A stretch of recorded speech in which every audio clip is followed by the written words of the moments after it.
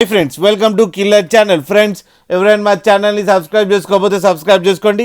ఎవరైనా మీ డాగ్స్ కానీ మీ పెట్స్ కానీ అమ్మాలనుకుంటే మా ఛానల్ త్రూ మా ఛానల్ వాట్సాప్ నెంబర్కి మెసేజ్ పెట్టండి. ఫ్రెండ్స్, ఇవాళ మీకోసం top quality German shepherd puppies తీసుకురావడం జరిగింది.